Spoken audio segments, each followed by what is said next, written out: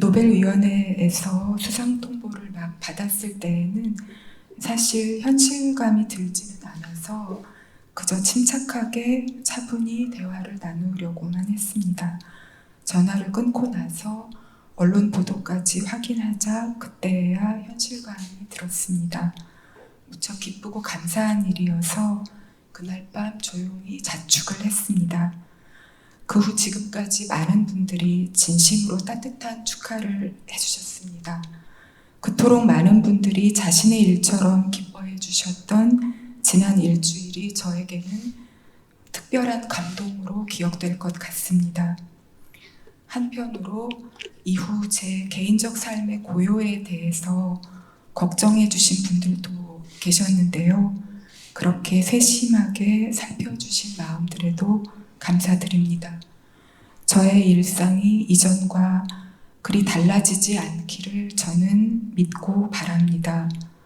저는 제가 쓰는 글을 통해 세상과 연결되는 사람이니까 지금까지 그래왔던 것처럼 계속 써가면서 책 속에서 독자들을 만나고 싶습니다. 지금은 올 봄부터 써온 소설 한 편을 완성하려고 애써보고 있습니다.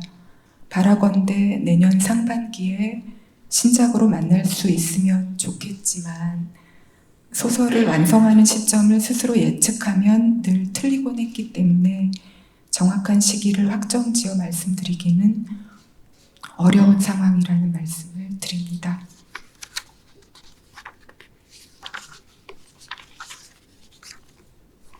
그럼 이제 이 자리를 위해 준비해온 수상소감을 말씀드리도록 하겠습니다.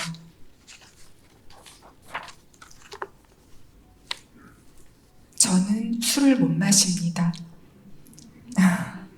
최근에는 건강을 생각해 커피를 비롯한 모든 카페인도 끊었습니다. 좋아했던 여행도 이제는 거의 하지 않습니다. 다시 말해 저는 무슨 재미로 사느냐는 질문을 종종 받는 사람입니다. 대신 걷는 것을 좋아합니다. 아무리 읽어도 다 따라잡을 수 없을 만큼 쏟아져 나오는 좋은 책들을 놓치지 않고 읽으려 시도하지만 읽은 책들만큼이나 아직 못 읽은 책들이 함께 꽂혀있는 저의 책장을 좋아합니다. 사랑하는 가족과 다정한 친구들과 웃음과 농담을 나누는 하루하루를 좋아합니다. 그렇게 담담한 일상 속에서 제가 가장 좋아하는 것은 쓰고 싶은 소설을 마음속에서 굴리는 시간입니다. 아직 쓰지 않은 소설의 윤곽을 상상하고 떠오르는 대로 조금 써보기도 하고 쓰는 분량보다 지운 분량이 많을 만큼 지우기도 하고 제가 쓰려는 인물들을 알아가기 위해 여러 방법으로 노력하는 과정을 중요하게 생각합니다. 소설을 막상 쓰기 시작하면 필연적으로 길을 잃기도 하고 모퉁이를 돌아 예상치 못한 곳으로 들어설 때 스스로 놀라게도 되지만 먼 길을 우회해 마침내 완성을 위해 나아갈 때 기쁨은 큽니다. 저는 1994년 1월에 첫 소설을 발표했으니 올해는 그렇게 글을 써온 지 꼭 30년이 되는 해입니다. 이상한 일은 지난 30년 동안 제가 나름으로 성실히 살아내려 애썼던 현실의 삶을 돌아보면 마치 한 줌의 모래처럼 손가락 사이로 빠져나가는 듯 짧게 느껴지는 반면 글을 쓰며 보낸 시간은 마치 30년의 곱절은 되는 듯 길게 전류가 흐르는 듯 생생하게 느껴진다는 것입니다.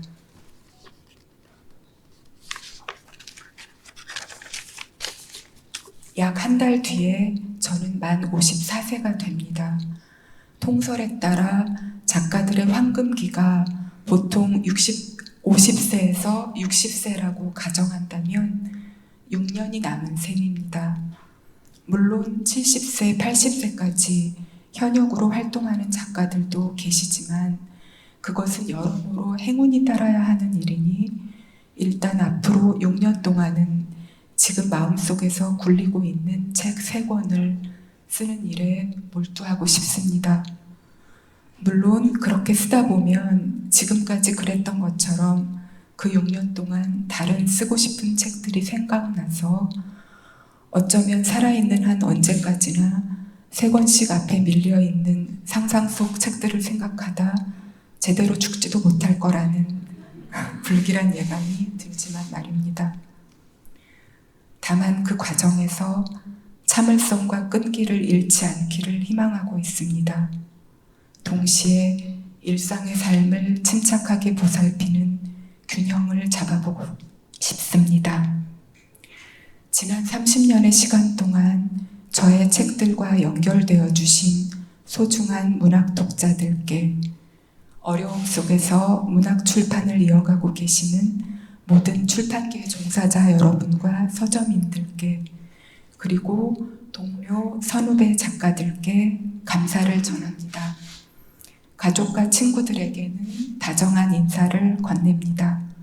저를 수상자로 선정해 주신 분들과 폰이정 재단의 여러분께 깊은 감사를 드립니다.